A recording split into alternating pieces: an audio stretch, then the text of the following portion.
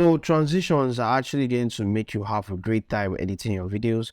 You have a whole lot of transitions to test out. Let's just test out most of them. So you just see what they do and you just see if you could test them out yourself.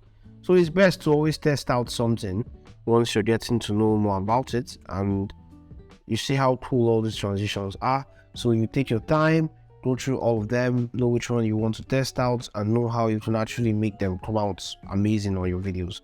Now, before you proceed in learning more about transition, it's best to also know that transitions could be edited. Let's say, for instance, you want to edit these transitions, start from the center, you come up here to effect controls, and you access this box here. It's very important to know that you need to get the right, you need to know where all your panels are, so you'll be able to access any of them and you'll be able to edit anything you want as meticulously as you can. So I can start the transition from the center, I can start it from the start, I can start it from even the end. So that's how powerful Premiere Pro is with transitions. You'll actually reduce or increase the transition time to know like how many minutes or how many seconds you want the transition to come in before you actually start the video. So that's how you get to enjoy using transitions in Premiere Pro, and it's actually amazing. So you can test out a whole lot of transitions if you want. There are a whole lot to test out. I will be showing you more transitions and crazy other transitions that I use. For instance, I use Premiere Composer for my transitions.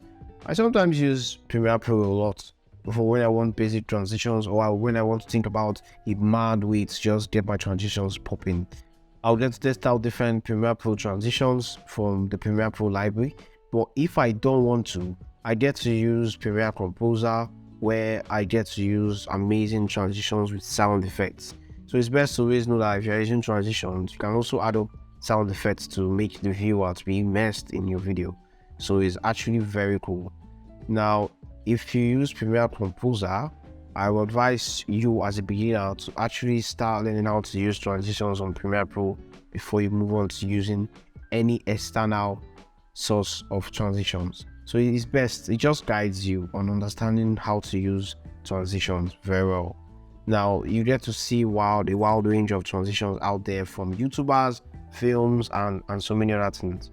So it's best to always know that if you're shooting a video, you should prepare your shot ahead of time. Before you come up to edit your videos or you follow the 5 stages of video editing as I talked about in the last section, you need to ask yourself this question: am I trying to put up a new transition in my video? And if I'm trying to do that, how am I implementing that if I'm going to shoot a video outside?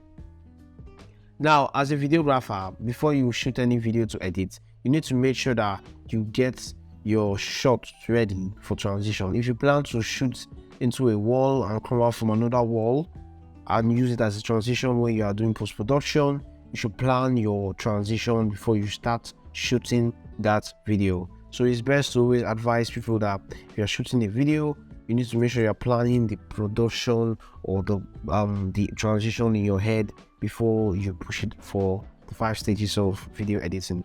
Now we have a lot to learn in transitions. I've talked about the few ones you should know. You should explore more of the transitions you could use, and in future courses we'll be diving more into amazing and wilder transitions we can actually use in our videos. So in the next section, I'll be talking about effects and VFX and how you can actually use it to make your videos stand out.